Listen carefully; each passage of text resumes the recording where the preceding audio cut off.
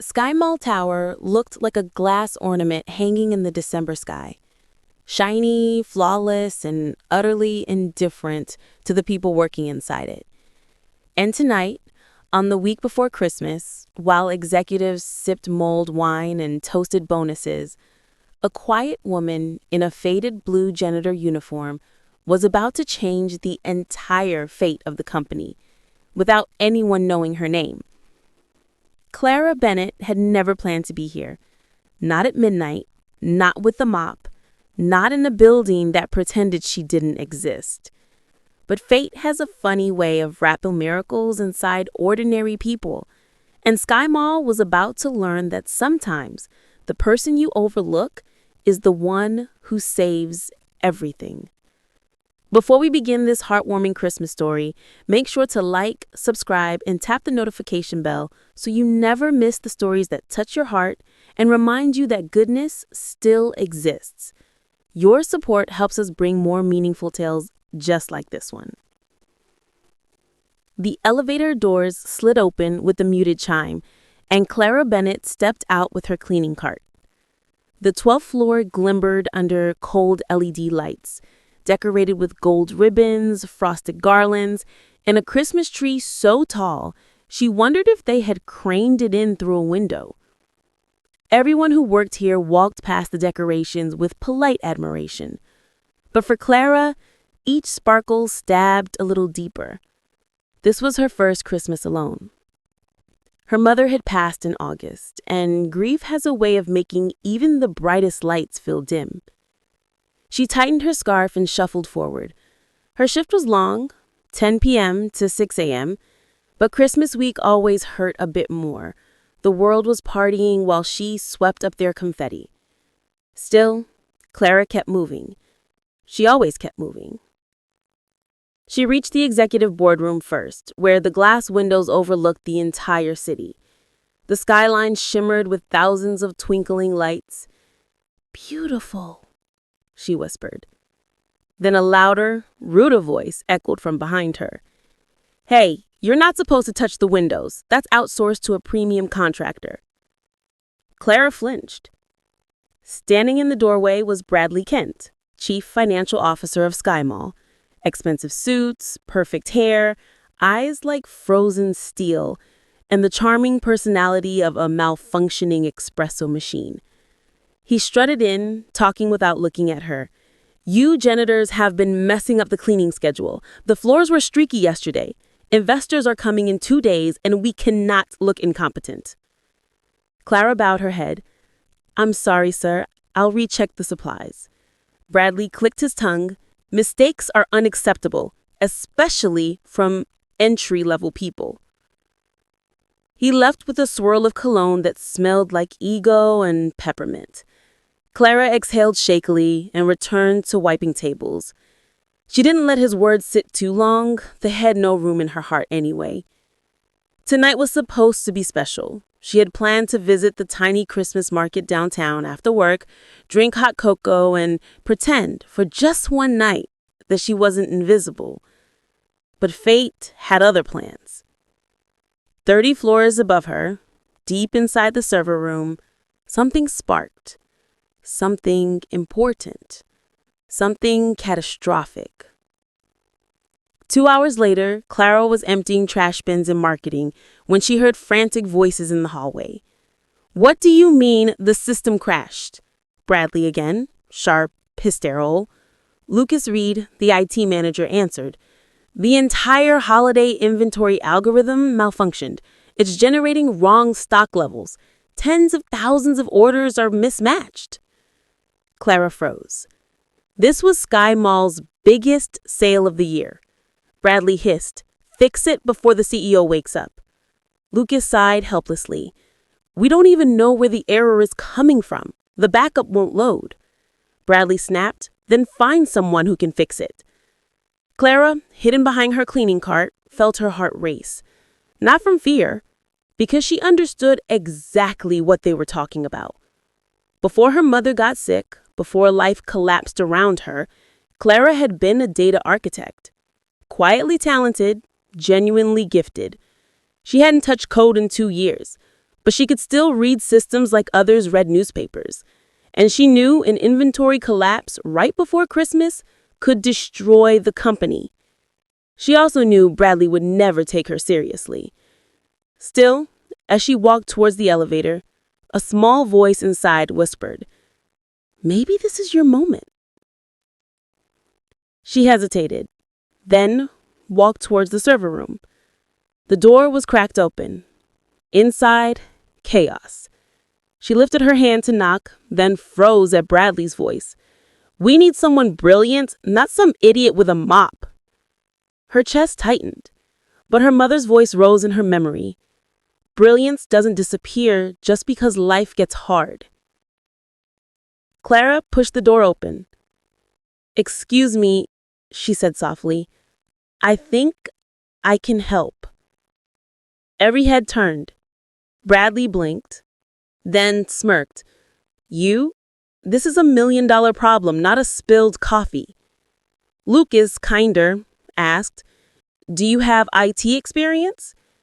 Clara swallowed. "I used to work in data architecture.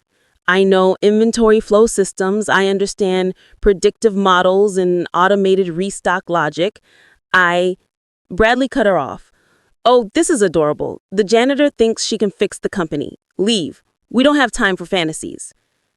He turned away, but Lucas didn't. He stepped closer. "What's your name?"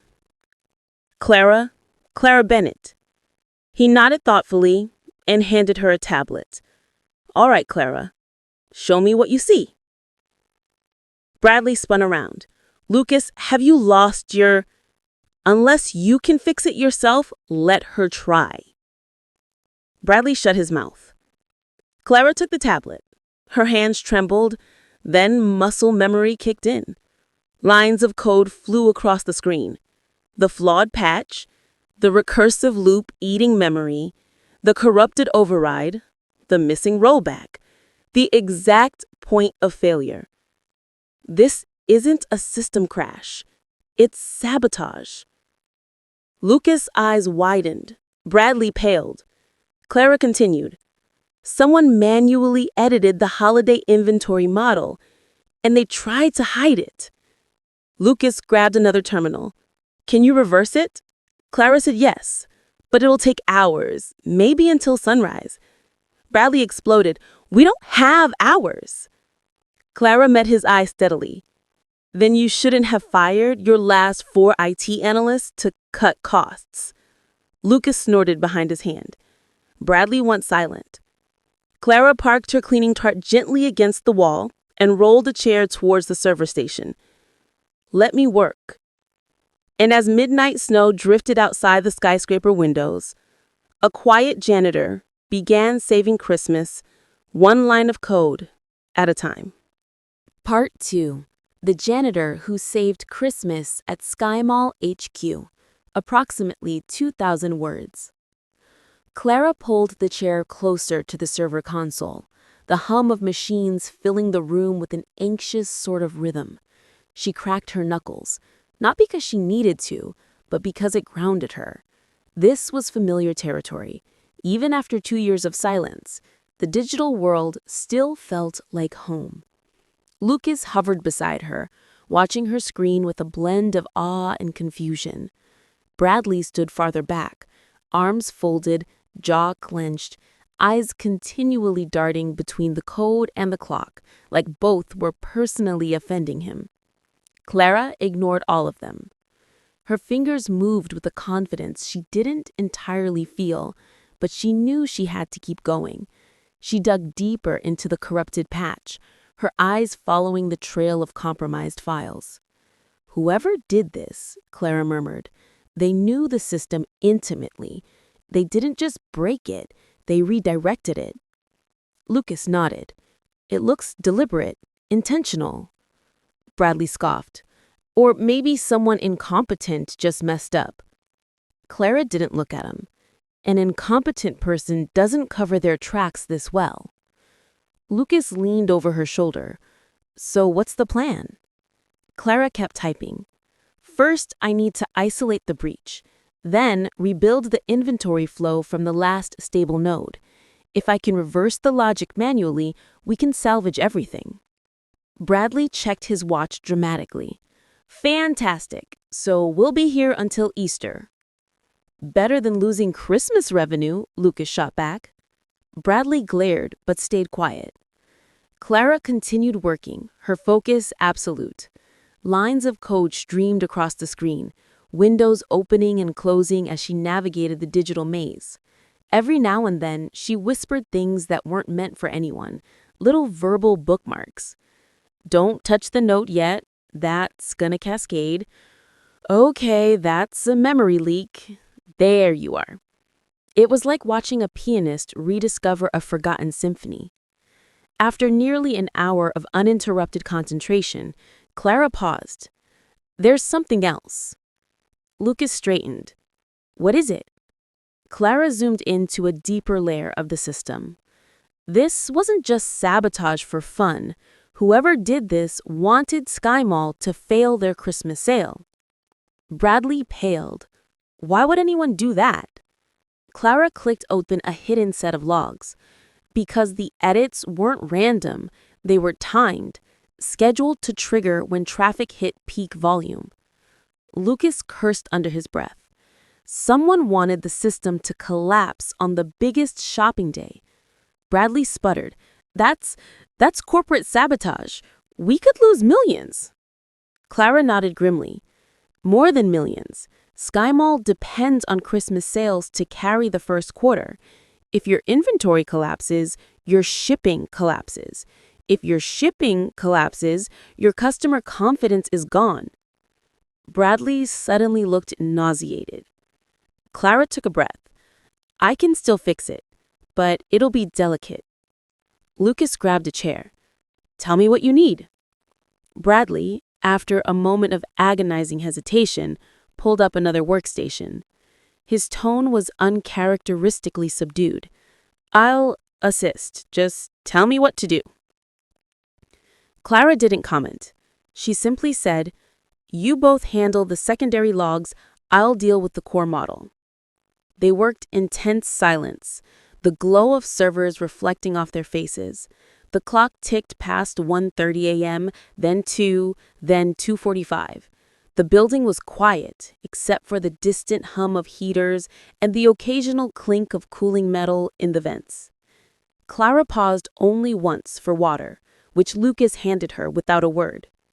It felt like the three of them were sealed inside a digital bunker, fighting a war none of them expected. By 3:10 a.m., Clara leaned back and rubbed her temples. Okay, I think I've isolated the malicious override. Lucas brightened. So we can reverse it?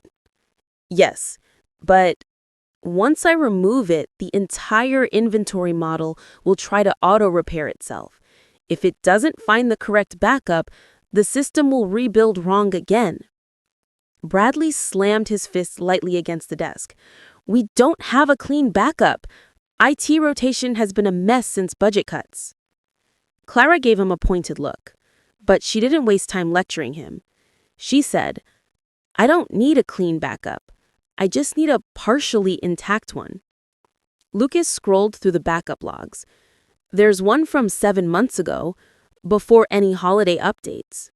That'll work, Clara said. Bradley balked. 7 months? That's ancient in tech. Clara nodded, which is why I'll patch the missing pieces manually. When the system rebuilds, I'll realign the variables to current stock levels. Lucas stared at her like she was rewriting physics. You can do that? Clara let out a breath that could have been a sigh or a laugh. I used to do far more complex things before life happened. Bradley hesitated. Then, quietly, why did you leave the field? Clara didn't look at him. My mother got sick. I needed flexible hours. Healthcare support wasn't exactly generous. A beat of silence. Bradley cleared his throat, almost awkwardly. I didn't know. Clara said softly, You were never supposed to. I was just the janitor. The room fell into an uncomfortable hush. Clara straightened. Let's get back to work. The next hour was brutal. Clara reconstructed entire chunks of the model, rebuilding collapsed pathways, relocating orphaned variables, and manually grafting old data onto new structures. Lucas assisted wherever she pointed. Bradley tried not to get in the way, asking legitimate questions occasionally, his arrogance slowly giving way to reluctant respect. At 4:20 a.m., Clara sat back with a gasp. Her fingers tingled from nonstop typing. "It's ready." Lucas practically jumped out of his seat. "Then do it!" Clara bit her lip. "Once I press this, we won't get another chance. If the rebuild fails, everything goes down." Bradley swallowed hard. "Just do it, please." Clara clicked enter. For a few seconds, nothing happened. Then the screen exploded into activity, lines of code racing by, servers whirring louder, LEDs blinking in rapid patterns. The system churned, groaned, and rebuilt itself from the digital skeleton Clara had resurrected. Lucas held his breath. Bradley paced. Clara closed her eyes and whispered, "Come on, hold together." Finally, the screen froze. Then a single notification appeared. Rebuild complete. Inventory flow restored. Errors, 0. Lucas whooped so loud, the servers probably heard him. "You did it! Clara, you actually did it!" Bradley sank into a chair, face pale with relief. "I can't believe..." Clara exhaled shakily. Her whole body trembled with a mix of exhaustion and triumph. "We're not done yet. We need to test it." Lucas launched the diagnostic. The system pulsed, analyzed, and spat out a result. All functions operational. Bradley covered his face with both hands, his voice breaking. "Christmas is saved." Lucas spun toward Clara. "You're incredible." Clara flushed. "It wasn't just me. You helped." Bradley looked at her like he was seeing her for the first time. "Clara, I owe you more than I can say." Clara stood slowly. "I just did what needed to be done." But inside, something warm flickered. Pride, a kind she hadn't felt in years. At that moment, Lucas's phone buzzed violently. He checked the screen and paled. "It's the CEO. He's awake." Bradley let out a choking sound. "Oh, no." Lucas answered, voice shaking. "Sir? Yes. We've resolved the issue." "No, not IT. Actually, well, janitor." Clara gently grabbed the phone. "Good morning, Mr. Harrington. This is Clara Bennett. I was a data architect before joining maintenance. Your system should be stable now." There was a long silence. Then a deep voice answered. "Clara Bennett. I'll be at the office by 6 a.m. I want to meet you personally." Clara's stomach dropped. "Yes, sir." The call ended. Bradley looked like someone had told him Santa was real and also his new boss. "He wants to meet you personally." Clara swallowed. "I should probably finish cleaning the 12th floor." Lucas laughed. "Clara, you just saved a billion-dollar corporation from catastrophic holiday collapse. You don't need to clean anything right now." Clara blinked at him. "It's my job." Bradley stood up, surprisingly gentle. "Not anymore." Clara's breath hitched. "What do you mean?" "You'll see," he said quietly. It was nearly 5 a.m. when they stepped out of the server room. Snow dusted the city in a soft white glow. The building felt different, like something heavy had lifted. Clara gathered her cleaning cart out of habit, but Lucas put a hand on her arm. "You don't have to." Clara shook her head. "I want to finish. I've never left a shift incomplete." She walked down the hallway, pushing her cart, her footsteps echoing. Something had changed tonight. Something deep. She had stepped out of invisibility, and the world had finally seen her. She didn't know what sunrise would bring, But for the first time in a long time, she felt hopeful. Really hopeful. The kind of hope that feels like Christmas morning. The kind that feels like a miracle. Clara pushed her cleaning cart down the hallway, but something about the building felt different now. It wasn't just the faint hum of the servers still stabilizing, or the thin December light creeping across the marble tiles. It was the strange, overwhelming idea that her life might be shifting, quietly, subtly, like snow settling on a roof before anyone notices the weight. Lucas and Bradley trailed behind her at first, unsure if they should leave or stay. Eventually, they exchanged a glance and awkwardly peeled off toward the elevators. Clara didn't stop them. She didn't know what to say. She simply kept moving. The 12th floor, with its garlands and gold ribbons, looked almost serene now. Rows of cubicles stood empty, save for a forgotten holiday mug or a little decorated plant. Clara always liked this floor.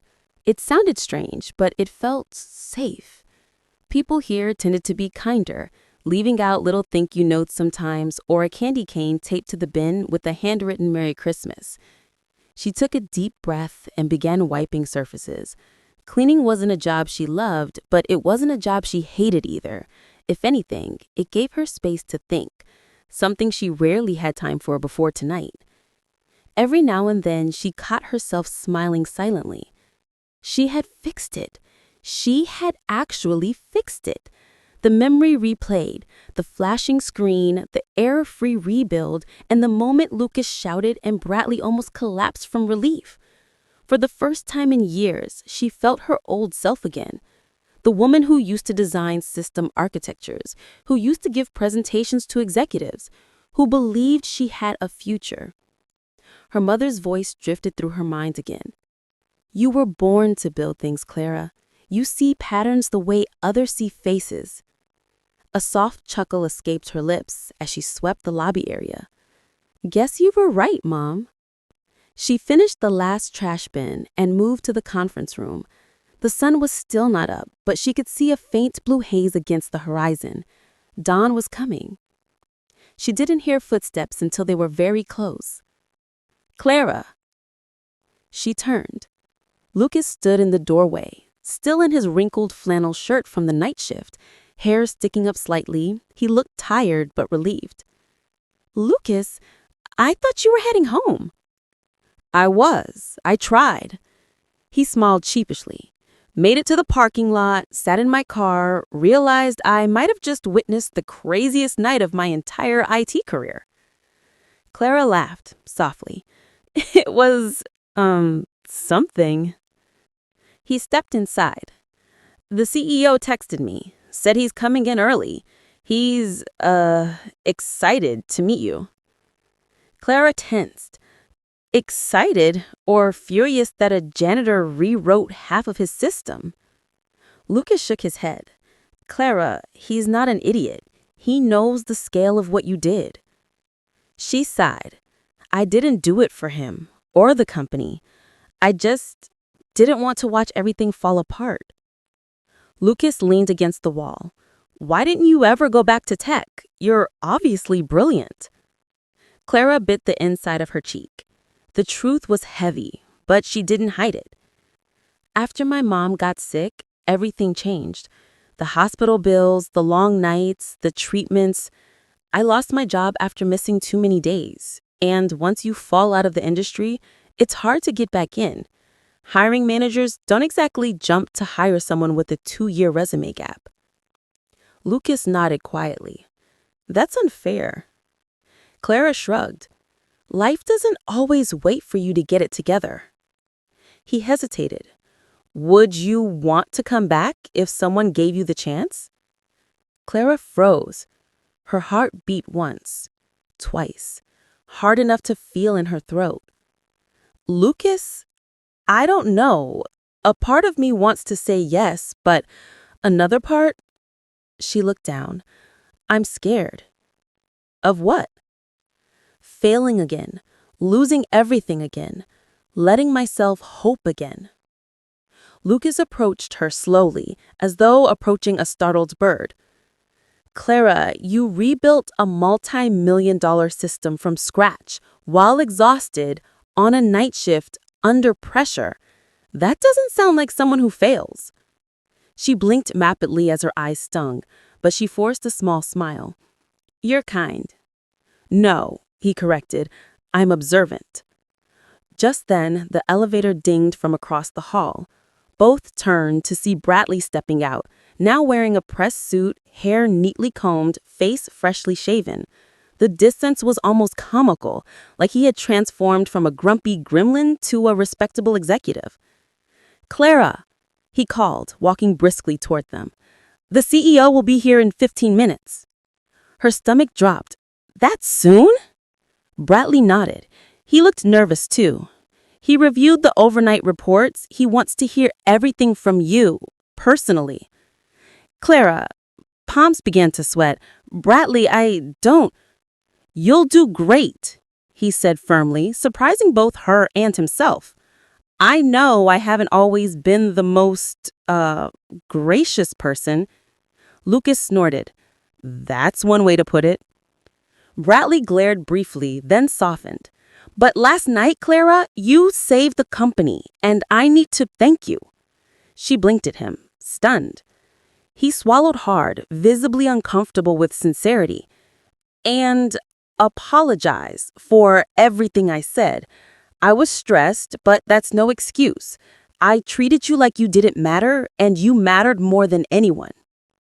Clara let out a shaky breath. Thank you, Bradley. He nodded stiffly. Right. Good. Excellent. Now, the CEO will want details, technical ones, so prepare to speak confidently. Lucas elbowed him. She knows how to talk, Brad. Bradley flushed. Yes, well, I'm just saying. Clara couldn't help but smile. It almost felt like she had two anxious brothers fussing over her instead of two co-workers. The clock struck 5:45 a.m. Bradley checked his tablet. He'll be pulling in any moment. We should meet him in the main lobby. Clara exhaled. Okay, let me put my card away. Lucas shook his head. No, leave it. Clara hesitated. But Bradley stepped toward her. Clara, you're not here as a janitor anymore. Her breath caught. Come with us, he said gently. The three walked toward the elevator. The halls were dim and quiet, the office lights still set to evening mode. As they stepped into the elevator, Clara glanced once at her cleaning cart sitting abandoned in the corridor. A strange pang hit her chest. Not sadness, not regret, just the surreal awareness that maybe, just maybe, that part of her life was shifting into something new. The elevator descended slowly. Clara felt every second. The lobby came into view. Tall glass windows, Christmas wreaths, soft piano music playing overhead. Snow fell in slow, delicate flakes outside. Lucas whispered, There he is! A tall man in his 60s, dignified and composed, entered through the revolving door. His silver hair gleamed under the lobby lights, and he carried himself with the poised confidence of a leader who had seen everything and survived worse. Elias Harrington, CEO of SkyMall. He spotted the group immediately and approached with measured steps. Good morning, he said, his voice deep and steady. Bradley practically bowed. Good morning, sir. Lucas straightened nervously. Sir? Elias's eyes landed on Clara. You must be Clara Bennett. Clara swallowed hard. Yes, sir. He studied her for a moment, not with judgment, not with condescension, but with something like curiosity and respect. I read the reports, and I wanted to meet the woman who saved our Christmas operation. Clara's cheeks warmed. I just did what I could. What you did, Elias said slowly, was extraordinary. Bradley stepped forward. Sir, she rebuilt the system manually, every patch, every node. Elias raised a hand. Bradley, I've read the logs, and I'm aware of her contributions. He turned back to Clara. Walk with me? Clara nodded cautiously. They walked toward the large Christmas tree in the center of the lobby, Strings of warm lights glowed softly, reflecting in the polished marble floor. Elias spoke first. How did a talent like yours end up cleaning floors at SkyMall? Clara stared at the tree lights. Her voice came quietly. My mom got sick. I left my job to take care of her. After she passed, I couldn't get rehired. No one wanted someone who had been out of the industry for that long. Maintenance was the only opening I could get. I needed work. Elias nodded thoughtfully. Life can be unforgiving. Yes, Clara whispered. But sometimes you still find something worth fighting for. Elias looked at her, eyes sharp. Would you like to return to your field? Clara blinked, stunned. Sir, I'm not offering charity, Elias said firmly. I'm offering opportunity. You demonstrated brilliance, discipline, and resilience under extraordinary pressure. SkyMall needs people like you. Clara felt her breath catch. I don't know what to say. Say yes. Say yes, he said simply. Her heart pounded. A yes could rewrite her entire life. A yes could bring her back to the world she thought she had lost. A yes could finally honor everything her mother believed about her. But before she could answer, Elias added gently, I want you to join our engineering division as a full-time systems architect. Clara's knees nearly buckled. Sir, I never expected. You earned it, and I reward what is earned. Tears gathered in her eyes. Thank you. Just then, Bradley and Lucas approached. Bradley cleared his throat. Sir, with your permission, Lucas and I would like to assist Clara in onboarding. She's a valuable asset. Lucas nodded enthusiastically. A major asset. Elias smiled faintly. Very well. Make the necessary arrangements. He looked at Clara again and said softly, Welcome back. Clara pressed a hand over her trembling mouth. For the first time in years, someone believed in her future again. For the first time since losing her mother, she felt like she belonged somewhere, like she had a place, like her life wasn't just surviving anymore, it was moving forward.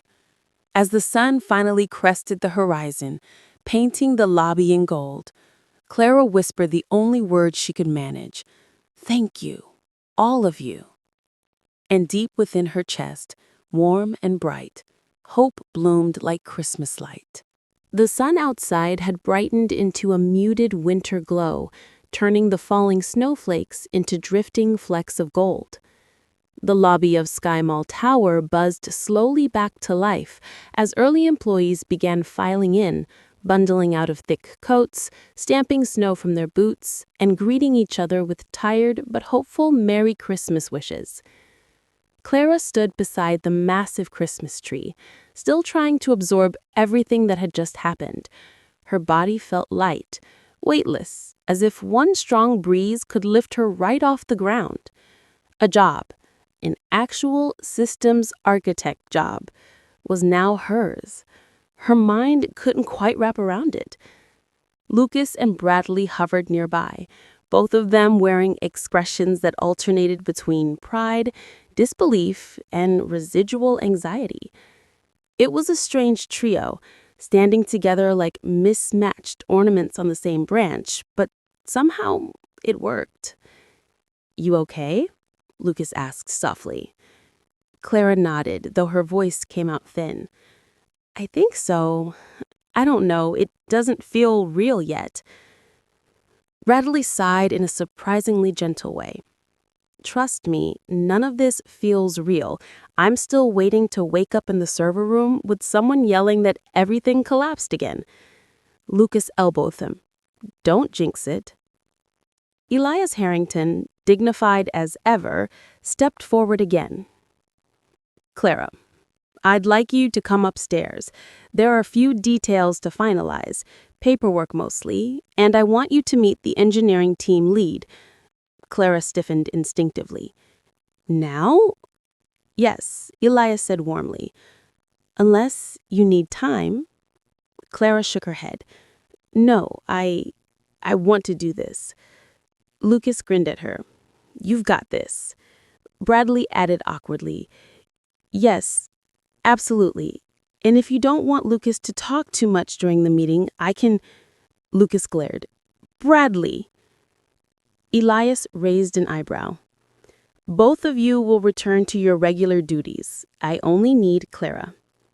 Both men straightened like chastised schoolboys. Yes, sir. Elias motioned toward the elevators, and Clara followed him. As they walked, she felt her heart racing again.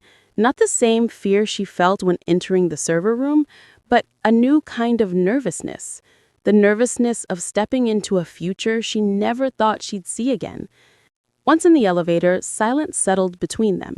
Not uncomfortable, but reflective. Elias glanced at her. You handled yourself incredibly well last night.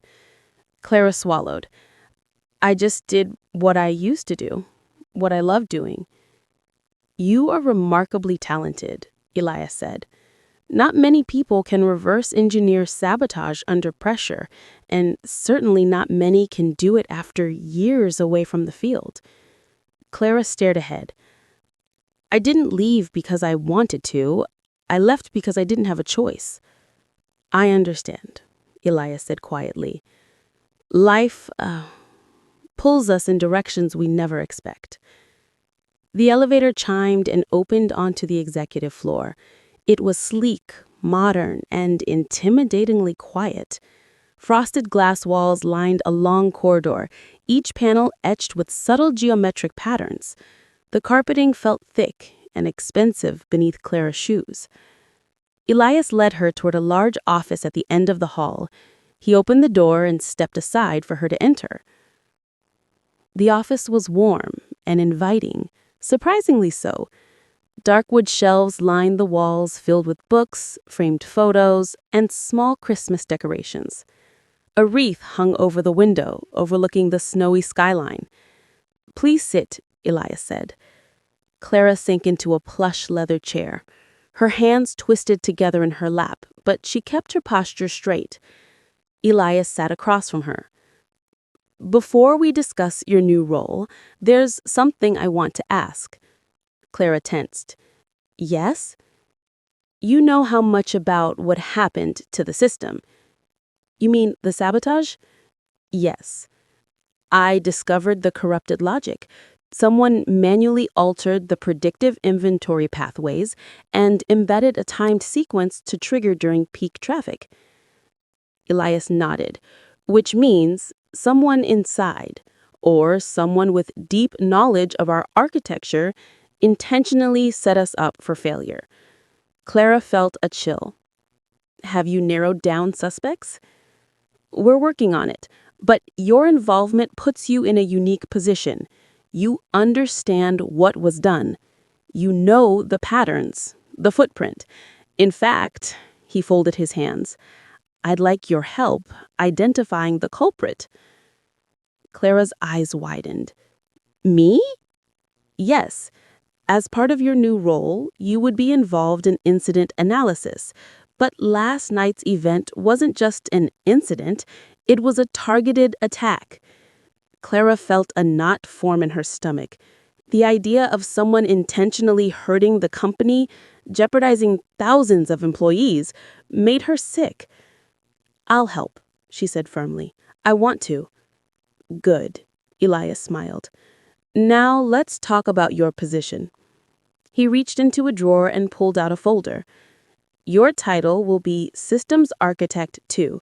You'll be reporting directly to our engineering division lead, Daniel Foster. You'll have flexible hours for the first month and a salary that... He slid a paper toward her. Clara's breath caught. She couldn't remember the last time she'd seen so many zeros. Her vision blurred for a moment. Sir, this is... I don't deserve. You do, Elias said firmly. And more. Clara wiped a tear from her cheek. Thank you, truly. Elias leaned back. There's one more thing, Clara. Something important. She looked up. Your story, he said, is already spreading through the company. People in the lobby are talking. Security guards, early morning staff. Lucas told his entire team. Bradley, shockingly, told finance. Clara flushed. Oh no. Oh yes, Elias said, eyes twinkling. And I believe your story could inspire even more people. Clara felt her pulse quicken. Sir, I don't want attention. I just want it to help. I'm not asking you to seek attention, Elias said gently, but perhaps a small company-wide announcement, a way for people to understand the miracle that occurred last night. Miracle? Clara said weakly. Elias smiled. Do you know how close we were to disaster? You saved us, and I want the company to recognize you for it. She gulped. I don't know if I can stand in front of everyone. You don't have to, Elias assured her. A written statement would do, or a short message, just enough for people to know who they owe their Christmas bonuses to. Clara laughed nervously. That feels surreal. Good, Elias said. Growth usually does. Suddenly, the door opened. Bradley stepped inside, out of breath. Sir, sorry, I didn't mean to interrupt, but there's an urgent update from IT. Elias frowned. What is it? It's about the sabotage, Bradley said, glancing at Clara. We found something. Clara felt her stomach twist. What did you find? Bradley handed Elias a tablet. The access logs, the credentials used to alter the inventory model, belong to one of our own. Clara blinked. Who? Bradley swallowed hard. A senior engineer, Daniel Foster. Clara blinked. The engineering division lead? The person I'm supposed to report to? Elias' jaw tightened. Are you certain? There's more, Bradley said. The patch he wrote, it's identical in style to the corrupted code Clara found. He even used the same shorthand in variable naming. Clara felt her chest constrict. He tried to tank the company's Christmas season? Elias stood slowly. No, this is deeper than a disgruntled employee. Bradley nodded. We checked his emails. Daniel has been in communication with a competitor. Clara's heart pounded. He was sabotaging the company from the inside? Elias turned to Clara. Clara, your discovery wasn't just a technical fix. You uncovered corporate betrayal. You saved us from more than financial collapse. Clara felt dizzy, overwhelmed by the gravity of it all. Elias pressed a button on his desk phone. Security, please detain Daniel Foster for questioning, quietly, and inform legal.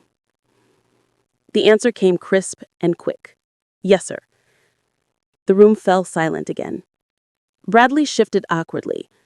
Sir, what should we do about Clara's role? She can't report to someone who, well, she won't, Elias said. Clara, until I appoint a new division lead, you'll work directly with me.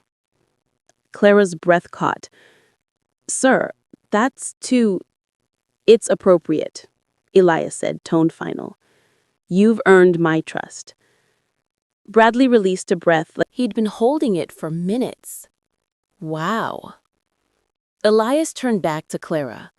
I need to prepare an internal briefing, but before that, there's one more thing. Clara's nerves spiked again. What now? Elias softened. A good thing, I promise. He reached into a drawer and pulled out a small, carefully wrapped package tied with a red ribbon. For you, he said. Clara blinked. Sir, what is this? A Christmas gift, Elias said simply. I've had it for years. I give it out only when someone reminds me what dedication looks like. Clara's hands trembled as she untied the ribbon. Inside was a small, delicate snow globe. Handcrafted, with a miniature snowy city inside. When she gently shook it, soft white flakes swirled around tiny skyscrapers.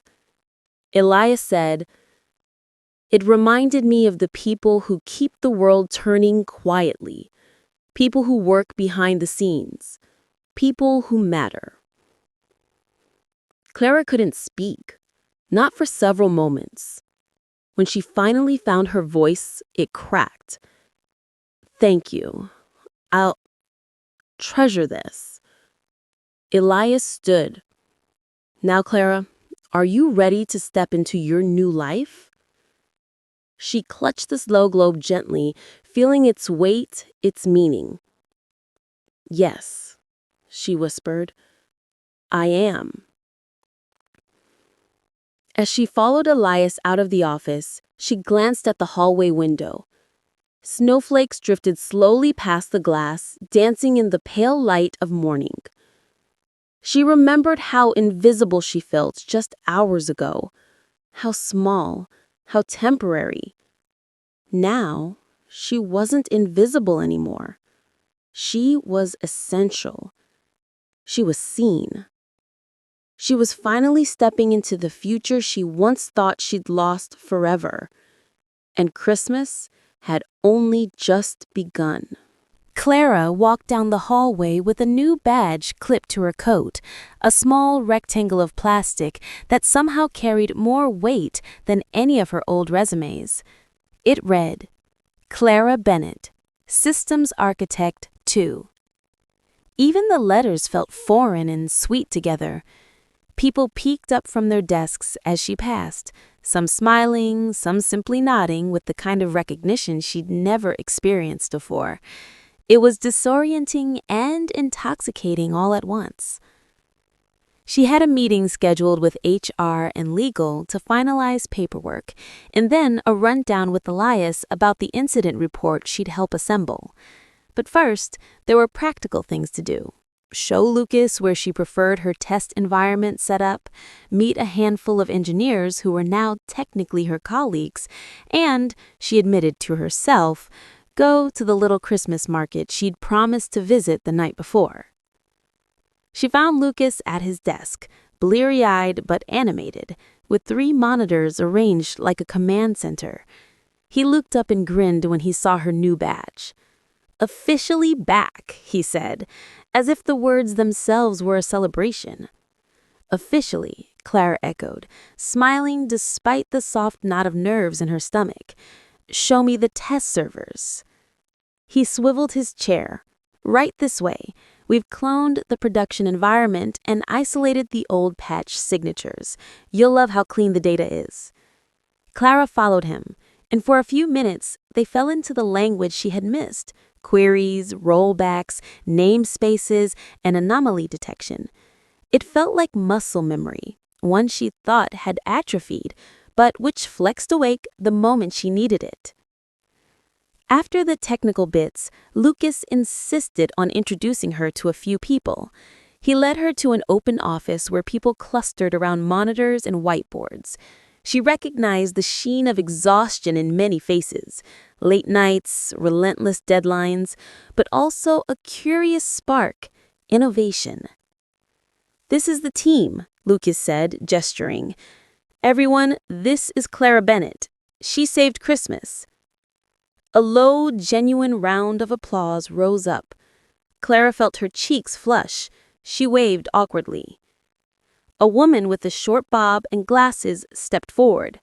"I'm Priya, lead developer on the Fulfillment API. It's an honor to meet you. Heard you're a wizard." Clara laughed. "Hardly a wizard, but thank you." Another engineer, a lanky man with a kind face, offered his hand. "Michael, we were all in the dark until Lucas came running in last night. We owe you coffee." Clara shook hands, feeling the warmth of camaraderie settle over her like a blanket. The team was earnest, curious, and, most importantly, humble. There was something grounding about people who knew what it felt like to fix things at 2 a.m. As introductions wound down, the office atmosphere felt light but purposeful. People were already brainstorming ways to harden the system against similar attacks in the future. Clara felt a surge of purpose at being part of those plans. At 10 a.m., she met with HR and part of work filled 2 folders, one for her new employment terms and another that laid out a non-disclosure and an internal acknowledgement of her role in resolving the sabotage. The HR representative, a woman named Joanne, was warm and efficient. She offered Clara tea and asked gentle, necessary questions about benefits and schedules. "You should take time off if you need it. What you did was extraordinary, and we want to make sure you're supported." Clara nodded, half surprised by the care. It felt different from how she'd been treated in past jobs, like someone actually saw the person behind the work. By late morning, Elias called her into his office again. He moved with deliberate calm, and when Clara entered, he was already standing by his window, looking out at the city like a man gathering his thoughts. "Clara," he said without turning, "we've initiated an internal audit and notified legal. Daniel Foster is in custody. He has been suspended pending investigation. The board is meeting at noon to discuss next steps." Clara felt a cold pulse of disappointment stab her, less for Daniel's fate and more for the betrayal itself. This was the person who was supposed to lead the engineering vision. The idea that someone in such a position could orchestrate harm for gain felt like a personal violation. "I'm sorry," Elias continued, turning to face her. "I know you didn't expect this to be someone in leadership." She swallowed. "I didn't expect much of anything last night. But if we can prevent this from happening again, I want to help." Elias steepled his fingers. "Good. I'd like you to assist legal and security with the technical brief. I'd also like you to help design our resilience plan. And I want you present at the board meeting if you are comfortable." Clara hesitated. Standing before the board was intimidating, but she recognized the importance. This was more than a paycheck. It was an opportunity to change policy, to protect thousands of seasonal customers and the people who depended on SkyMall's stability. "I'll do it," she said. Elias nodded. "Excellent. One more thing. The press is already sniffing for a story. I don't want you to be dragged into headlines, Clara. We'll handle communications. If anything surfaces, you'll be informed first." Clara appreciated his protectiveness. The last thing she wanted was tabloids chewing over her past or exploiting her quiet grief. She had enough to manage without becoming a spectacle. After the meeting, Lucas found her and said, "We'll prep the technical brief. Michael and Priya will join you. If you want, I can speak first to set context."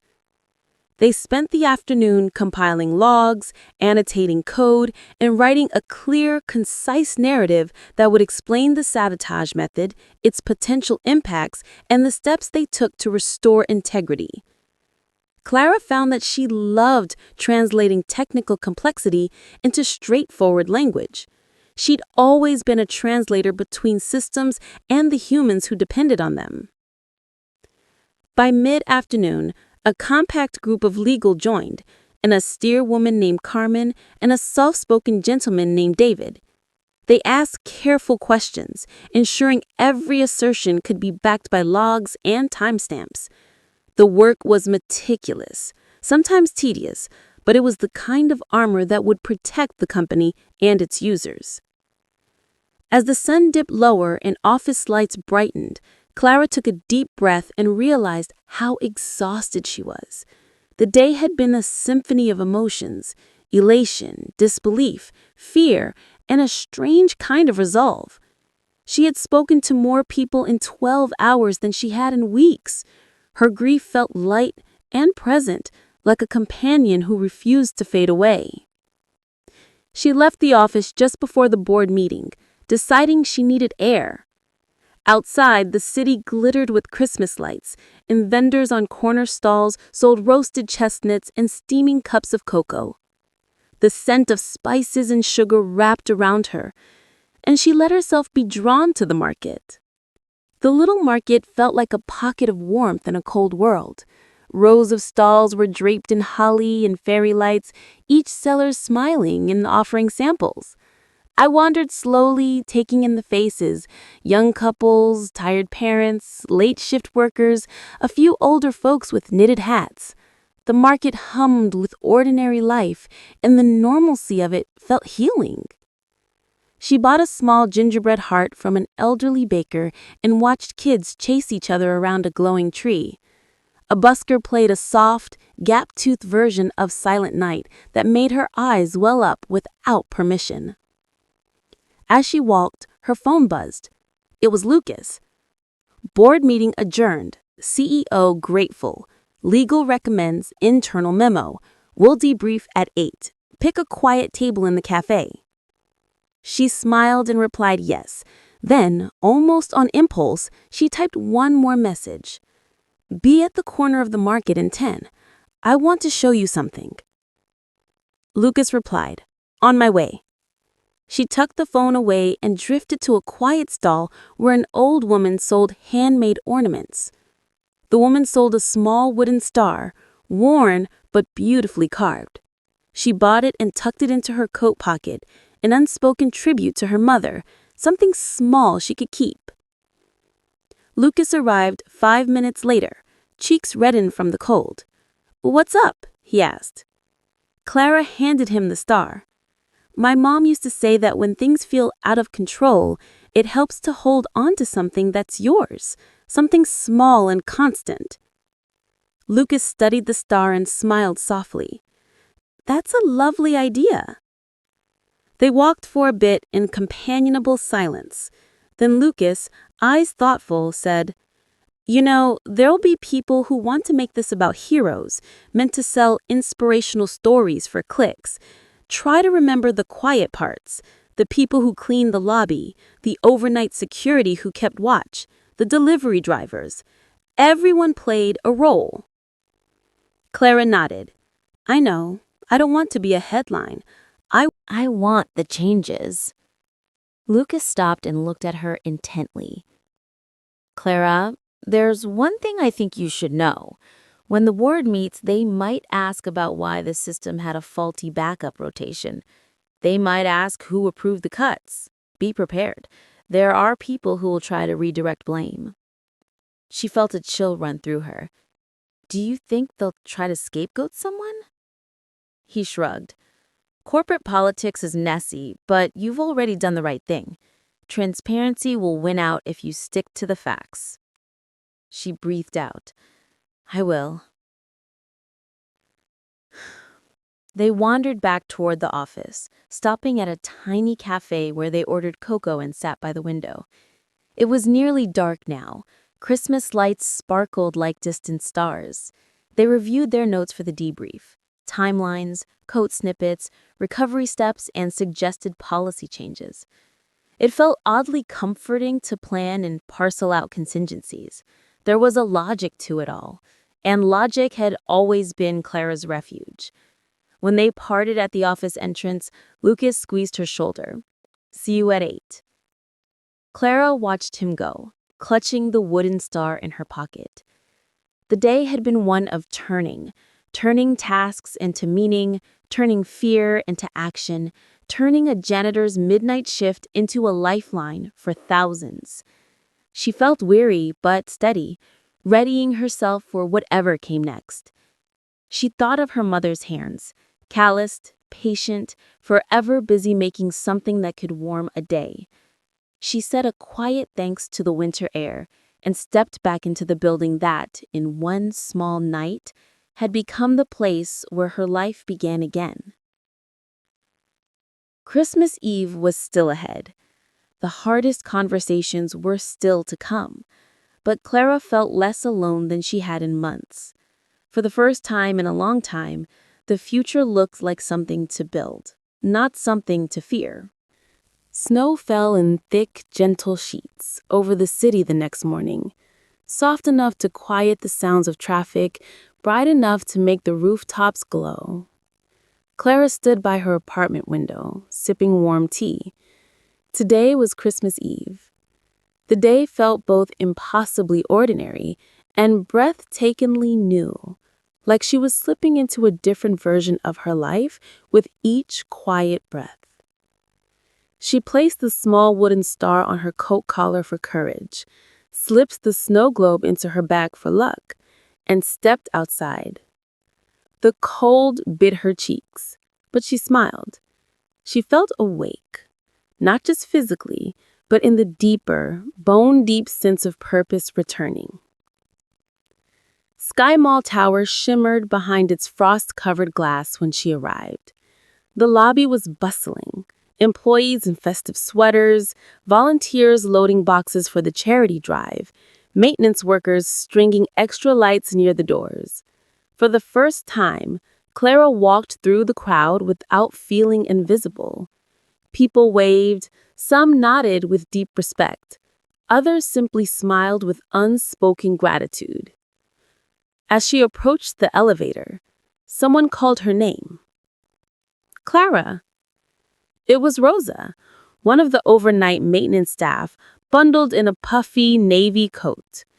Rosa rushed over, eyes bright. "We saw the company message and the charity video. We're all so proud of you. It means a lot, seeing one of us recognized." Clara's heart squeezed. "Rosa, thank you. I couldn't have done any of it without the rest of the team." Rosa shook her head. "No, you did something extraordinary. Just don't forget where you came from." "I won't," Clara promised, meaning it. As Rosa walked off, Clara felt the weight of her words. Her old life was still a part of her story. She wasn't replacing it, just expanding it. When the elevator doors opened on the engineering floor, Lucas was already waiting. He held 2 paper cups, steam curling from each. "Figured you could use this," he said, handing her one. "Cinnamon mocha, special Christmas edition." "Thank you," Clara said gratefully. "I think this is exactly what my soul needed." Lucas gave a crooked smile. "Big day. We finished the resilience plan, presented to Elias, and then we're off for the holidays." Clara nodded, then noticed a few engineers watching her nervously from their desks. "Is something wrong?" she asked. Lucas chuckled. "No, they're just excited. The team has officially adopted you as our new silent problem sniper." "That's oddly poetic," she said. "They mean it as a compliment." She laughed softly. "Tell them I appreciate it." They worked through the morning, reviewing logs, mapping out new fail-safes, implementing early detection scripts, drafting recommendations for renewed budget allocations. Clara found herself moving through the tasks with a strange ease. She was rusty in some areas, yes, but the knowledge came back like remembering a childhood song. Her mind hummed with focus. Around noon, Elias summoned them to his office. He listened to their plan, asked questions that probed deeper, and nodded with genuine respect. When Clara finished presenting the final slide, Elias leaned back, hands folded. "This resilience plan may be the most comprehensive proposal we've ever had." Lucas grinned proudly. Clara felt warmth bloom in her chest. Elias continued, "I'd like you to not only help implement this across the company, but also lead a new sub-team focused on internal systems integrity." Clara blinked. "Lead a team?" "Yes," Elias said simply. "You have the technical vision and the character. I trust you with this." She swallowed hard. "I've never led a team before." "Neither had I, and so someone believed I could." Elias replied with a quiet smile. "Consider this my belief in you." Clara felt her eyes sting. "Thank you, sir. I won't let you down." "I know," he said. The meeting ended, and they stepped out. Lucas bumped her shoulder lightly. Look at you, from janitor to team lead in 1 week. Clara shook her head dazed. It feels unreal. Real enough, he said with a grin. Before they headed back to the office, a voice called down the hall.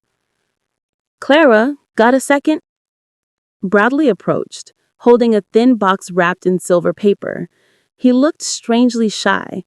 The expression didn't suit him, but it softened his sharp edges. I wanted to give you something, he said. Oh, Clara said, surprised. You didn't have to. He shrugged. Maybe not.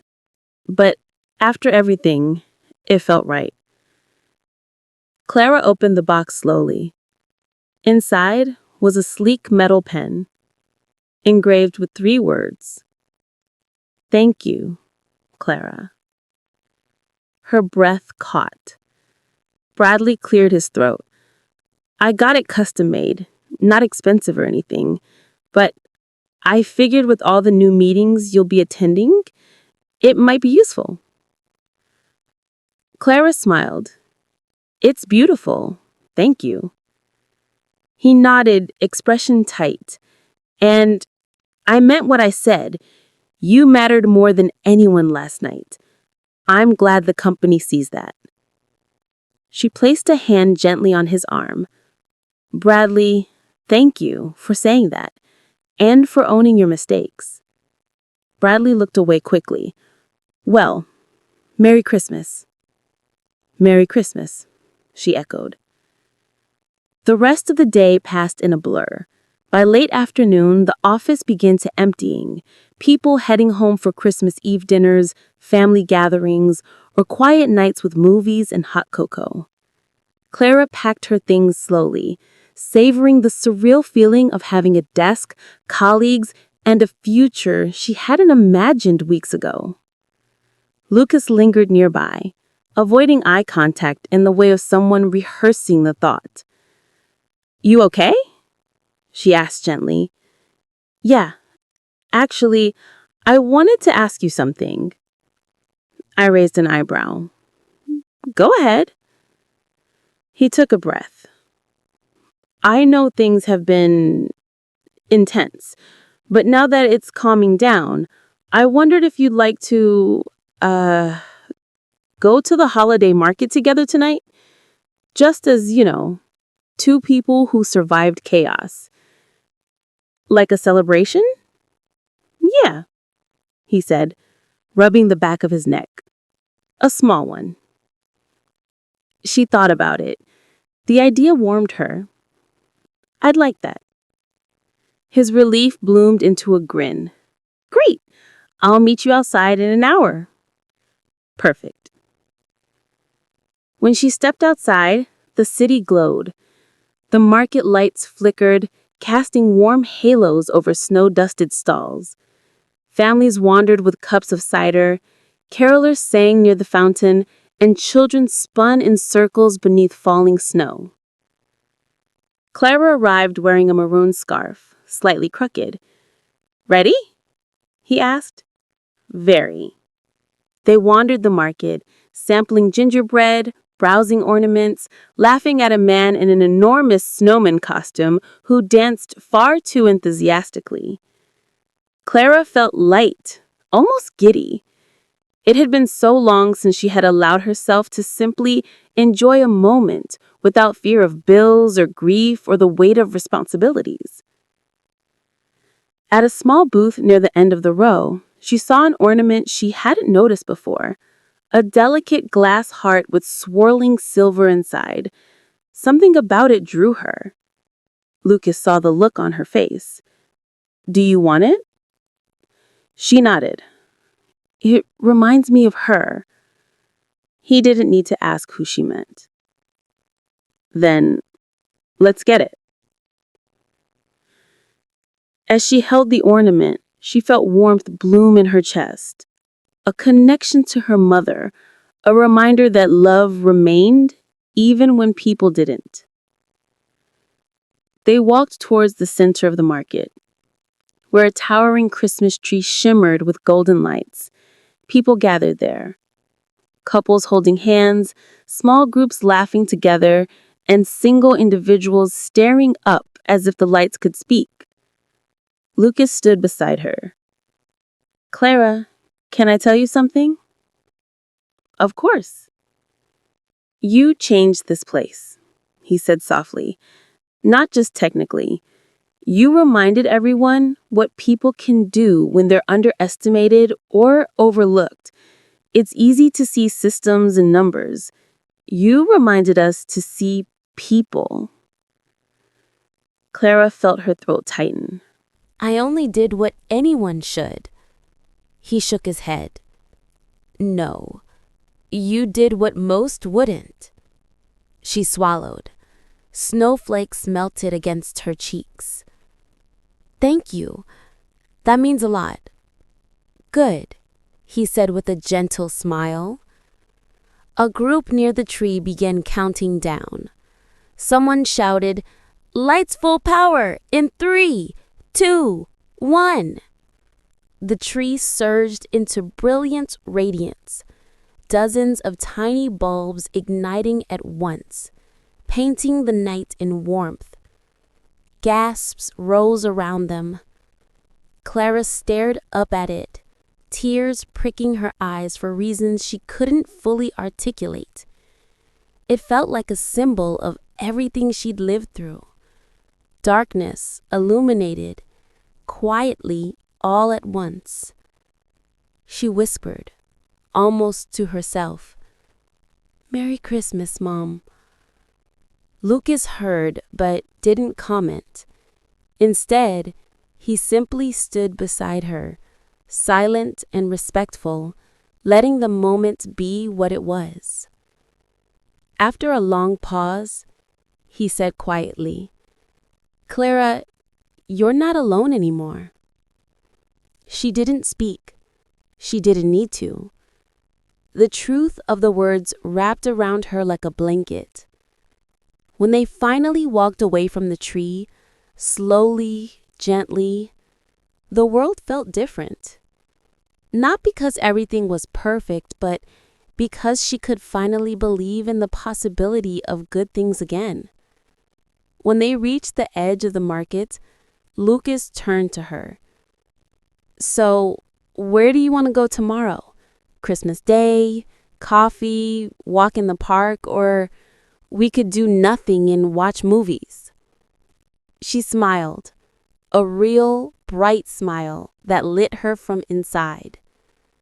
"Let's start with coffee and build from there." Lucas laughed, relief flooding his features. "Deal." They parted ways at the subway entrance.